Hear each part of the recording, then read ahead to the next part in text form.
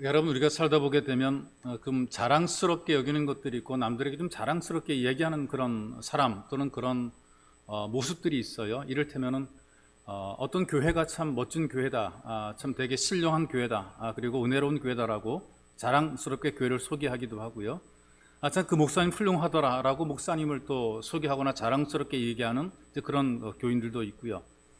또 목사님들 가운데는 본교회 성도들에 대해서 참 자랑스럽게 얘기하는 그런 목사님들이 계십니다. 우리 교회 새벽기도엔 젊은 사람들이 많이 나온다라고 얘기를 하고 있고, 또 우리 교회 성도들은 정말 신실해서 원근 각처에서 예배를 드리는 사람들이 많다, 또 이렇게 그 교인에 대해 자랑스럽게 소개를 하기도 합니다. 지금 이 바울이 데살로니가 교회에 대해서 자랑스럽게 여기고 굉장히 칭찬하면서 소개를 하고 있어요. 1장 전체 내용을 보게 되면 너무나 이 데살로니가 교회가 훌륭한 교회고 좋은 교회고 영향력 있는 교회라고 하는 사실을 사람들에게, 그리고 모든 성도들에게 소개를 합니다. 2장으로 넘으면 이렇게 얘기를 해요. 좀 약간 어떤 반전 분위기라 그럴까요? 분위기가 바뀌어지게 됩니다. 그런 교회를 자기가 설립했음에도 불구하고 자기 사역에 대해서 강력하게 변호를 하는 것을 보게 됩니다. 무슨 말이냐? 내가 데살로니가로 들어간 것은 헛되지 않았다. 정말 하나님 은혜 가운데 인도를 받아 잘한 것이다. 그리고 우리가 복음을 전했는데, 우리가 복음을 전한 것이 우리 개인의 목적을 이루기 위해서 복음을 전한 것은 아니다. 우리가 복음을 전한 동기가 불순한 것이 아니다.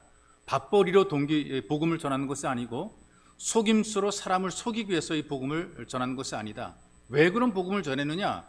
하나님께서 우리로 하여금 이곳으로 가라고 우리를 인도하셨다. 하나님께서 우리들에게 말씀하셨기 때문에 우리는 이곳에 가서 복음을 전한 것이다. 그렇게 얘기를 하면서 사도로서 어떤 자기의 권위 또는 어떤 자기의 권한을 주장을 하면서 우리가 강력하게 인도한 것이 아니라, 우리는 사도의 권한을 가지고 이걸 행사할 수 있었지만 그러나 누구에게도 민폐를 끼친 적이 없다, 이렇게 지금 얘기를 하고 있어요.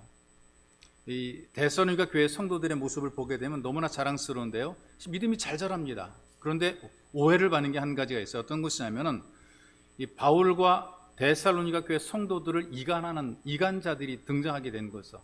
사단의 역사입니다. 사탄은 늘 이렇게 역사를 하게 해요.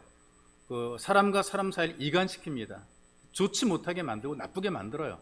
갈라지게 하고 헤어지게 하고 다투게 하고 이렇게 만들어 노는 것이 사탄의 역사인데요, 이간질하고 모함을 해서 바울과 바울의 일행들은 정당한 사역자들이 아니다, 그들은 가짜다, 그들이 전하는 것은 진실이 아니다, 이렇게 얘기를 합니다. 그렇다면 이렇게 생각이 되겠죠.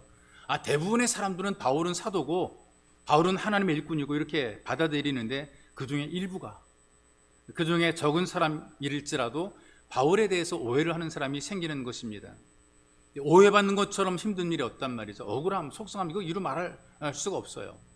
오해받을 때, 난 안 했는데 했다고 막 그럴 때, 했는데 네가 안 했다고 그럴 때 굉장히 열받고 속상하다, 그 말이 있어. 근데 여러분, 이런 오해라든가 이런 억울함, 이 속상함들이 예수님에게도 있었거든요. 예수님도 그런 오해를 받으셨어요. 어떤 오해를 받으셨느냐? 귀신의 왕 바알세불에 빌붙어서 병든 사람을 고친다, 귀신을 쫓아낸다, 이제 그런 오해를 받으셨단 말이죠. 귀신들의 역사가 큰 귀신이 작은 귀신을 쫓아내는 거예요. 예수님이 그런 일을 했단 거예요. 바알세불이라는 귀신의 왕을 힘입어서 새끼 귀신들을 쫓아내고 병든 사람을 고쳤다, 이제 그런 식으로 이제 소문이 퍼졌단 말이죠. 그러니 예수님도 그렇게 오해를 받으셨다면 그 길을 가는 제자들도 이런저런 오해를 받게 된 것입니다. 근데 이 바울도 동일한 오해를 받게 된 거죠. 오해를 받으면서 이 자기들의 오해에 대해서 지금 설명을 지금 하고 있는 것입니다. 그 설명을 하는 그 과정 속에서 이런 얘기를 하고 있는 거예요. 어떤 거냐 하면은, 어떤 지금 당장 오해를 받는 그런 시각으로 우리가 사는 것이 아니라 좀 더 한 걸음 앞으로 나가서 미래를 바라보자. 그리고 내가 죽은 이후를 보고 그 다음 세대를 바라보자. 하나님의 역사를 우리가 믿자. 우리가 좀 억울한 것처럼 생각이 되는데 그거 아니다. 하나님이 살아계신다. 이걸 믿으라는 거예요. 하나님이 살아계시다라는 사실을 믿지 못하게 되면 지금 환장합니다. 억울함이 너무나 속상하죠. 어떻게 이런 일이 내게 일어날 수 있을까라고 하는 분노가 우리에게 있어요. 그래서 예수 믿는 사람들 가운데 이렇게 예수 믿기를 원합니다. 내가 주님의 도우심을 힘입어서, 내가 예수를 믿음으로 말미암아 내가 주님께 은혜 힘입어서 나는 절대로 힘들고 어려운 일들을 만나지 않으리라. 내가 예수 믿는 동안에 힘든 거 다 피해가리라. 예수 믿는 동안에 어려운 문제들 싹 다 피해가리라. 어떤 문제든 내게 오라. 나는 주님의 은혜를 힘입어서 다 빠져나가리라. 요런 미꾸라지 같은 마음을 가지고 산다면 요 믿음 빙자에서 하나님을 이용하는 것이죠. 이게 진짜 믿음 아니고 진짜 하나님의 사람이 아닌 겁니다. 어떤 일을 만나더라도 주님께서 원하시면 내가 거기에서 때로는 욕을 먹기도 하고 억울하게 모함을 당하기도 하고 또 누명을 쓰기도 하지만 그러나 주님께서 원하시면 내가 거기에서 그 일을 하리라. 고난도 아픔도 슬픔도 다 오라. 나 그거 다 감당하리라. 기꺼이 내가 일하리라. 이게 진짜 이제 믿음의 사람이 되는 거예요. 그런 마음, 이런 의미에서 우리가 이 서신이 쓰여질 당시의 이제 배경을 좀 우리가 알아야 되는데, 이 데살로니가라고 하는 지역 자체가 이제 그리스의 어떤 북쪽 지방이거든요. 그러니까 이 그리스 북쪽 지방에 있는 교회, 중요한 교회가 두 개 교회가 있는데 빌립보 교회, 데살로니가 교회 두 개가 있어요. 그 바울이 제일 먼저 복음 전하는 곳이, 유럽으로 와서 복음 전하는 곳이 빌립보거든요. 마게도냐 사람이 와서 우리로 건너와 나를 도와라 이제 지중해에서 이제 그 요청하니까 하나님이 사인이구나. 내가 가고자 하는 곳으로 갈 수 없도록 막아 놓으시고 내가 전혀 알지 못한 유럽으로 나를 부르시는구나. 그래서 그 하나님의 말씀에 순종해서 간 곳이 바로 그 빌립보예요. 거기서 누굴 만나느냐? 루디아라고 하는 여성 사업가를 만나게 돼요. 염색, 그 고급 그 옷감을 판매하는 이제 그런 사업하는 루디아라는 여인을 만나게 됩니다. 강가에서 천을 씻고 있고 그 다음에 옷감을 만지고 있을 때, 염색하고 있을 때에 그 루디아에게 예수 그리스도의 복음을 전해주게 됩니다. 근데 하나님께서 루디아의 마음을 열으셨다 그랬어요. 그래서 복음을 아멘으로 받아들이게 만들었어요. 이 루디아의 집이 바로 빌립보 교회가 되고 거기에 사람들이 모이게 되는 것이죠. 그러다가 길가에서 점치는 귀신 들린 여종을 하나 만나게 됩니다. 이 귀신 들린 여종이 바울을 막 높입니다. 예수 그리스도의 종입니다라고 따라다니면서 계속해서 얘기를 하다 보니까 복음 전하는 게 회방받는 거예요. 말은 바른 말. 여러분 이 오해 속지 말할 게 어떤 것이냐면은 말은 바른 말인데 회방하는 말이 있어요. 이 사도 바울이 하나님의 위대한 종입니다. 복음을 전하는 사람인데 귀신이 알고 그렇게 얘기를 해줘요. 이 사람은 하나님의 위대한 종이라고 막 얘기를 해주고, 그런데 복음을 전할 수가 있어요. 그러고 따라다니니까. 그러니까 귀신의 역사가 어떻게 다가오냐? 그럴듯하게 맞게 오는 거예요. 틀린 게 아니에요. 맞아요. 그런데 맞는 그 말을 통해서 할 일을 못하게 하는 게 이게 사단의 역사란 말이죠. 이게 아주 교묘하게 역사를 하는 거란 말이에요. 그러니까 그 사도 바울이 예수님의 이름으로 귀신을 쫓아냈어요. 귀신을 쫓아내게 되니까 점을 칠 수 없게 되네요. 귀신의 힘으로 점을 쳤었다면 미래를 사람들이 지난 과거를 마치고 앞날에 대해서 이런 일이 있을 것이라고 예언했단 말이에요. 그런데 귀신이 쫓겨나가게 되니까 이게 입이 벙어리가 되는 거예요. 아무런 능력이 다 없어지게 되는 거죠. 근데 이 점치는 여종을 통해서 누가 돈을 벌었느냐? 이 뒤에 주인들이 있어요. 이 점치는 여종을 이용해 돈 벌던 주인이 있는데 그 주인이 수입이 딱 끊어지게 되니까 사람을 동원해 가지고 이 바울과 그리고 예수 믿는 사람들과 성도를 핍박하는 거란 말이죠. 그러니까 이 핍박의 문제, 어떤 신앙생활의 문제들 가운데 가장 심각한 문제가 경제적인 문제예요. 사람들이 경제적으로 어떤 문제를 자기들이 어떤 손해를 보게 되거나 어떤 압박을 받게 되거나 어떤 이익이 끊어지게 되면 이걸로 인해서 핍박을 한다거나 신앙을 멀리하게 되는 그런 일이 만들어지게 되는 거죠. 이 핍박으로 모함을 받아서 감옥에 갇히게 되고 간수를 거기서 구원하게 되고 또 소동이 막 크게 일어날까 봐 빌립보에서 나오게 됩니다. 그러나 교회는 설립되었고 예수 믿는 사람들이 만들어지게 된 것이죠. 자유의 몸이 되었지만 빌립보에 머물 수 없는 거예요. 그래서 두 번째 간 곳이 어디냐 하면 한 인구가 그 당시에 12만 명이니까 대도시입니다. 데살로니가라는 곳으로 가게 됐어요. 거기에서 3주 동안 예수님에 대한 사실을 증거하며 예수님께서 우리의 구주시고 부활하셨고 그리고 예수를 믿음으로 우리가 구원받는다. 그러니까 모든 우상들은 전부 다 쓸모없는 것이다 라고 이제 선포를 했단 말이에요. 다슬론자들이 신들을 많이 있어요. 이런저런 신들을 많이 섬기는 이제 그런 그 지역, 그런 사람들에게 신은 진짜 하나다. 니들이 다 우상 만들지 않냐. 막 그런 이제 또 예수님의 복음을 전했더니 거기는 어떤 일이 있느냐면은 이 우상을 만들어 파는 사람 장사가 안 되는 거예요. 지들이 우상을 뭐 돌로도 나무로도 조각해서 우상을 팔고 그걸로 수익 삼았는데 이 우상이 안 팔리게 되니까 이제 또 바울 일행을 또 이제 쫓아내는 것이란 말이에요. 그래서 3주간 복음을 증거하다 또 거기에서 쫓겨나게 되는 것이죠. 그런데 거기에 남아있던 이 예수 믿는 사람들이 결국에는 그 교회를, 데살로니가 교회를 이루게 되고 그거 막 골수 유대인들이 핍박하고 그 다음에 우상 만들어 팔던 사람들이 핍박하고 그랬음에도 불구하고 그 교회가 그래도 자라가는 거죠. 믿음의 소문이 들려오게 되고, 이런 소문을 때 바울이 얼마나 감격스럽겠어요. 좀 뭔가 내가 더 해주고 싶은데 못 해주고 온 것이 안타까운데 그들이 스스로 하나님의 은혜 속에서 막 그냥 그들이 부응하게 되고 복음을 증거하게 되고 좋은 소문이 들려야 되고, 그러니 바울의 마음이 얼마나 흐뭇하겠습니까? 여러분, 이런 그 흐뭇한 마음, 이렇게 여러분들 이해하면 될 것 같아요. 우리 교회에 또는 어떤 교회에 전도를 하시는 분이 계세요. 이 전도하는 뭐 집사님이 있다고 합시다. 그 집사님이 사람을 그 전도를 잘합니다. 그런데 이분이 와서 여기서 이제 우리 서울에 와서 이제 신앙생활하게 되는데, 오기 전에는 어디 있었느냐? 시골에 있는 교회에 있었어요. 시골에 있는 교회에 있었는데 시골에 있을 때도 사람을 전도했어요. 근데 그 전도한 사람이 처음에는 막 안 가려고 그러고 막 그런데 가자고 막 전도하고 그다음에 권하고 그래가지고 교회를 다니는 거예요. 그래서 우리 같이 신앙생활 하자고 이제 데리고 나와서 예배를 드리는 거죠. 그렇게 예배를 드리기를 한 달 정도 같이 예배를 드리다가 이 집사님은 서울로 이사 오게 됐네요. 남편의 사업을 따라 이사 오게 됐단 말이죠. 그렇게 서울에 올라와서 시간이 지났습니다. 한 6개월 정도 지났단 말이죠. 그리고 소문이 들려옵니다. 자기가 전도했던 새 신자가 그 교회에서 신앙생활을 너무나 잘한다는 거예요.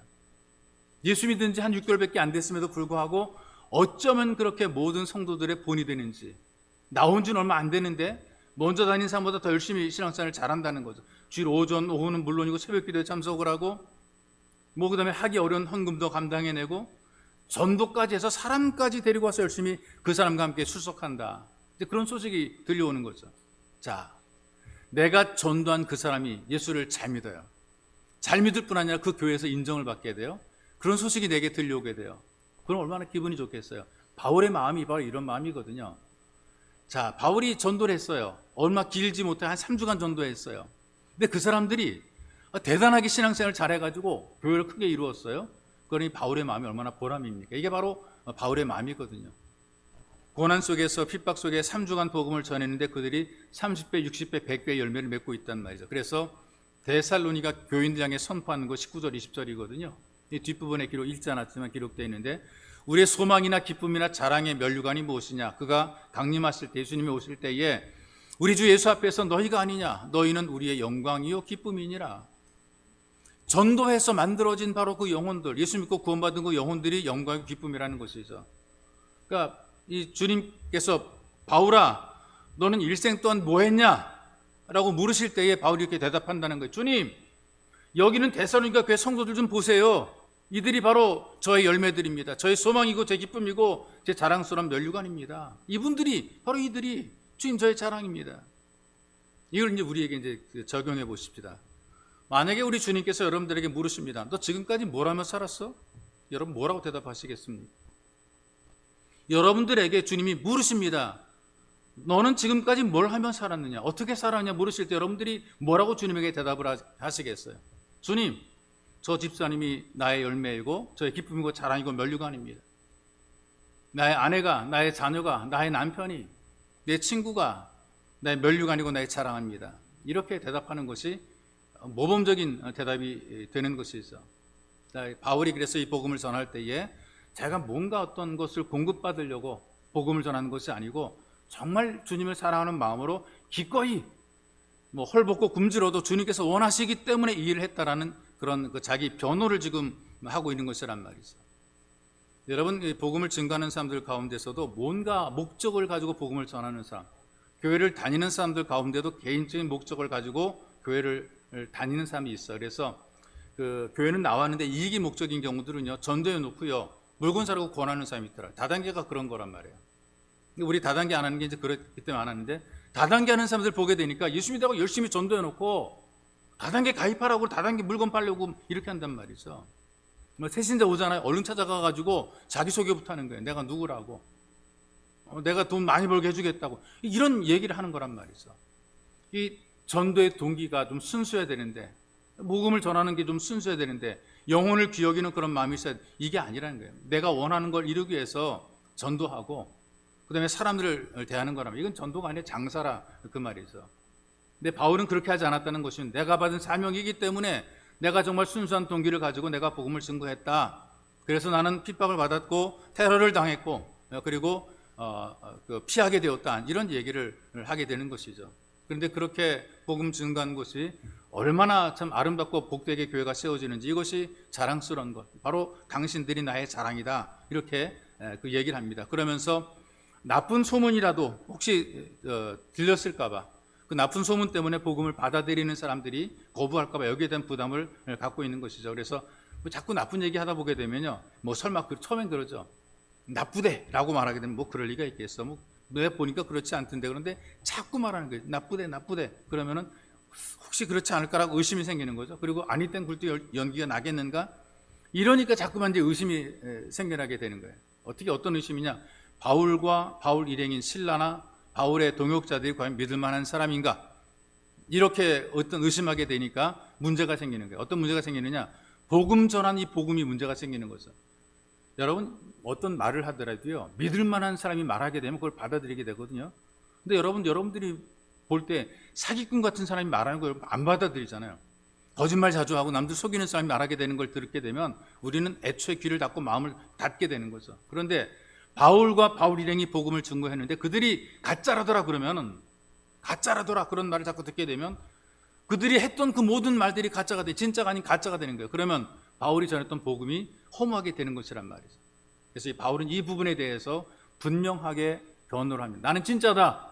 나는 하나님께 부름받고 보냄받은 사도다. 이렇게 얘기를 하고 있는 거죠. 그러면서 그 모든 과정들을 설명을 하는 거죠. 우리를 보내신 분이 하나님이시고, 나로 하여금 하나님 말씀을 전하게 하신 분이 하나님이시고, 너희들의 마음을 감동시켜서 복음을 믿고 역사하게 하신 바로 그분이 내가 믿는 바로 그 하나님이시고, 이걸 지금 설명하는 거란 말이에요.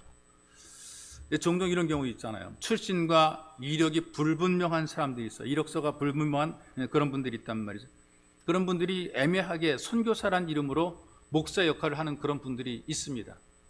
정상적인 신학교육 받지 않고요, 목사의 신분을 가지고 활동하는 그런 사람들이 있어요. 어떤 사람은 자기가 터득했대요. 혼자 터득했대요. 성경책 읽다가 펑 하고 눈이 열렸고 뭐 뻥 하고 뭐가 터져가지고 자기가 깨달았다는 거죠. 지가 뭐 막 가르치고 막 이런 사람이 있어요. 소위 말하는 교주가 되는 거죠. 작년까지 집사였던 사람이 전도사가 되고 지난달까지 장로였던 사람이 목사라고 나타나는 이런 경우들이 있고요. 누가 임명도 하지 않고 시키지 않았는데 자기 스스로 전도사라고 이렇게 말하는 사람이 있어요. 신학교 다닌다 그러니까 나를 전도사로 불러달라. 신학교 다니지 않고 전도사로 불러달래요. 그리고 1년, 2년 만에 나타나서 목사라고 등장하고요. 어디서 공부를 했고 어떤 교단에 속했고 분명하지 않음에도 불구하고, 신뢰가 안 됨에도 불구하고 그렇게 말하는 사람들이 있어요. 그래서 바울은 나는 아니다. 내가 어떤 과정을 거쳐서 데살로니가로 오게 되었는가, 이걸 분명히 설명을 하고, 짧은 기간이지만 내가 어떤 마음과 어떤 모습을 가지고 사역했는가 너희들도 알고 하나님께서 우리의 증인이라, 이렇게 얘기를 합니다. 왜 그러냐면 오직 예수님의 복음이 그들에게 제대로 전해지고 믿어지고 그 복음을 들은 사람들이 진실로 믿게 하기 위해서 지금 이렇게 바울은 자기의 신분과 자기의 정체를 밝히는 것입니다. 그래서 그 내용 가운데 하나가 뭐냐, 나는 복음을 전할 목적으로 오게 되었다. 다른 것 아무것도 없다. 복음을 전한 목적으로만 오게 되었다. 그래서 1절에 보니까 형제들아, 우리가 너희 가운데 들어간 것이 헛되지 않은 줄을 너희가 친히 아나니, 헛되지 않다는 얘기는 무슨 말이냐, 복음을 전하는 분명한 목적을 가져왔다는 이 말이거든요. 내가 먹고 살기 위해서 온 것도 아니고 직업을 얻게 데살로니가로 온 것도 아니다, 이렇게 얘기를 하고 있는 거란 말이에요. 그런데 처음에 행색을 보게 되면 아마 굉장히 초라했을 거라고 생각이 돼요. 빌립보 감옥에 있었죠. 옷도 빨아입을 수 없었죠. 갈아입을 여유도 없었죠. 바쁘게 빌립보에서 도망치듯 나왔어요. 계속 걷고 걸어서 데살로니가까지 왔단 말이죠. 그렇다면 행색이 깔끔하지 않을 수 있단 말이죠. 가져온 것도 없습니다. 그렇게 왔음에도 불구하고 데살로니가에 온 것은 절대로 헛되지 않다. 사람들이 볼 때에 아무것도 없어 보이고 뭐 실제로 초라해 보이고 뭔가 좀 얻어먹으려는 거짓처럼 보이고, 그러나 그것이 아니다. 우리는 여기에 올 때에 하나님의 귀한 선물을 가지고 왔다.